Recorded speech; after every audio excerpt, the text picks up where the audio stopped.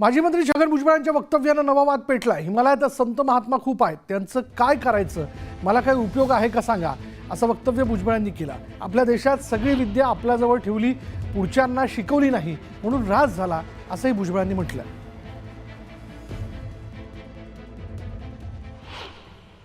काय पण शिकलेली माणसं आमच्या का कधी कधी काय शिकले की स्वतःपुरतंच ठेवतात। आपल्या देशामध्ये हा प्रकार खूप झाला, तो आयुर्वेदाच्या बाबतीत झाला, तो अनेक गोष्टींच्या बाबतीत झाला की सगळे विद्या आपल्यापुरती ठेवली, पुढच्यांना शिकवलीच नाही, म्हणून त्याचा ऱ्हास व्हायला लागला। संत महात्मा तिकडे खूप आहेत हिमालयामध्ये, काय करायचं त्यांचं मला तुम्ही सांगा हो, त्यांचा काय उपयोग, मला काय उपयोग ते सांगा। भुजबळांच्या या वक्तव्याचा भाजपच्या तुषार भोसलेंकडून जोरदार समाचार घेण्यात आला। समाजात राहून कार्य करतात, तर काही साधू संत हिमालयात जाऊन तपश्चर्या साधना करतात, ती सुद्धा समाजाच्या कल्याणासाठी।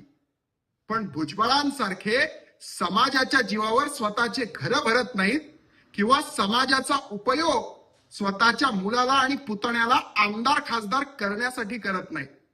अहो भुजबळ, तुमच्या पक्षाने तुम्हालाच हिमालयात पाठवण्याची व्यवस्था केली आहे, त्याच्याकडे नीट बघा। छगन भुजबळ साहेबांना अधनमधनं असे अटॅक येतात, मग ते संस्कृतीवरती टीका करतात, संत महात्म्यांवर टीका करतात, सरस्वती देवीवर टीका करतात, ब्राह्मणांवर टीका करतात, शिकू दिलं नाही असं सांगतात।